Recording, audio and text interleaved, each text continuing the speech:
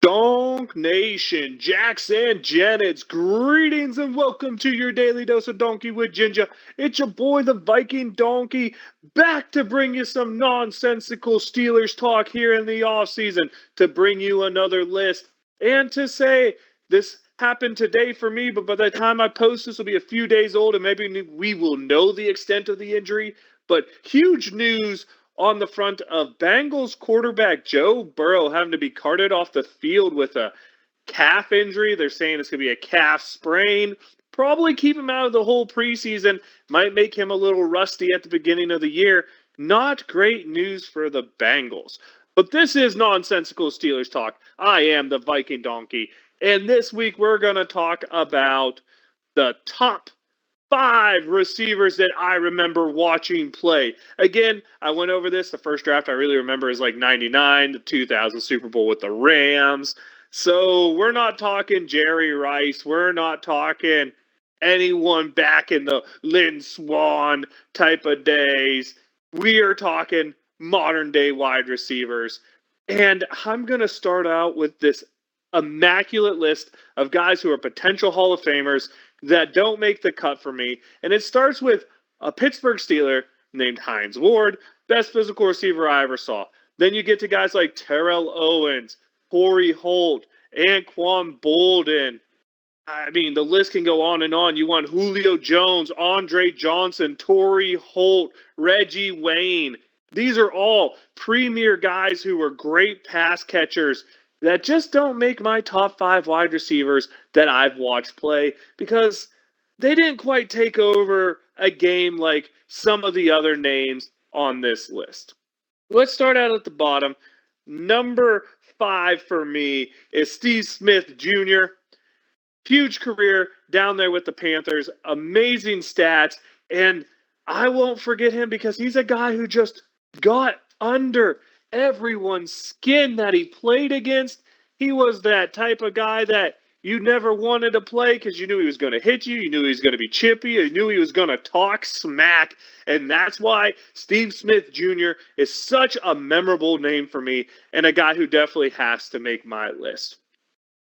Above that comes a prodigy who I got to watch the tail end of another great receiver who kind of was a beginning guy playing side by side with him, that guy being Chris Carter. This guy being number four on the list, Randy Moss. I mean, come on. They made a whole segment on ESPN Sports Center when Sports Center used to be a big thing called You Got Mossed because of the way this guy played football. An absolute monster on the gridiron. The 20 touchdown season after everyone said he was done in that stint in Oakland when he went to New England. No doubt about it. Randy Moss, if you grew up here, you knew who he was. You remember who he was. Now let's get to the first controversial name that's going to be on my list. And I'm going to say this. This dude beat double teams every time. This dude gave 100%. And if it wasn't for this dude going nutso, he is a guy who was challenging numbers Jerry Rice put up. Not touchdown numbers, but I mean, in terms of receiving yards, receptions. Antonio Brown coming in at number three is a guy who just had one of the best starts to a career. And when you consider he really wasn't the go-to target his first 2 years, a guy who worked himself into it, and you knew a Steeler had to make my list of most memorable wide receivers here. And we have one who has potentially a Hall of Fame career just based off the 10 years. And you're going to see that show up in the list again. A short career guy, but a guy who was just dominant in the league and maintained it long enough that everyone knew who he was. And the fall off for him just made me sad because who knows how far up this list he could have gotten. Next up, we have another short careerer. We have Calvin Johnson Megatron. No doubt Detroit remembers this guy catching everything. Another guy who was, I guess Antonio Brown was uncoverable. Calvin Johnson was just never covered. The freakish athlete, that 6'4 size with that 4'3 speed. Just amazing.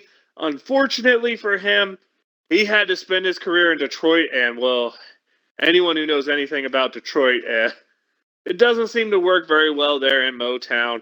But Calvin Johnson, Megatron, that dude is a guy who has to make any top wide receiver list that you're going to put out there because he can play some ball. That leads us to the number one name on my list, and maybe not the flashiest name on the list that I've come up with, but PITT, let's go Pitt. Had to bring it home with the guy who has the most receiving yards I can remember. A guy who has iconic receptions. Fortunately, never got that ring, as some other people on this list. As a matter of fact, I think as like everyone else on this list. Apparently, rings avoid good receivers. That is Larry Fitzgerald. What more is there to say about this man? But he did it forever. He did it great. He went from being a super athletic guy to probably the best route runner. And in my opinion, the best hands I have ever seen on a wide receiver. And he did it for a long time, amassing, 17,000 receiving yards or something crazy along those lines. Larry Fitzgerald, a guy who got it done, continued to get it done. And honestly, I still remember the Super Bowl, him chasing down James Harrison on that 100-yard interception return. Not once, but twice. I have to give it out here. Pitt guy, Pitt legend. Way to go, Fitz. You deserve on my list. And I'm happy to put you up there with the best of the best, as I think you are the best receiver I remember watching. Just a guy who could always be counted on and always got the job done. Now, let's talk about future guys. These are guys who didn't make my list, but guys who definitely, in my opinion, have the start of the career to potentially make this list. I start off with DeAndre Hopkins, really talented guy. I start off with Mike Evans, the most 1,000-yard receiving season as a starter career. Those are the two guys I look at right now. I know you have a plethora of other young, upcoming, talented guys out there, but right now, those are the two who've done it long enough for me to say these are the guys that currently are on my about to break into this list category. I guess it's time for me to get to a shout out. I'll go ahead and shout out the guy who led my list, Larry Fitzgerald, the Pitt legend himself. Woo! Great to see a Pitt person in some way, shape, or form top my list. I love to see that all the time. And now I guess I gotta let you know, I am the Viking Donkey. That's Viking_Donkey on Twitch and Twitter. Your daily dose of donkey with Ginger's YouTube channel. Leave us a like, comment, follow. Tell me what you thought about this list. Tell me your top list and when you start remembering so we can put things in perspective.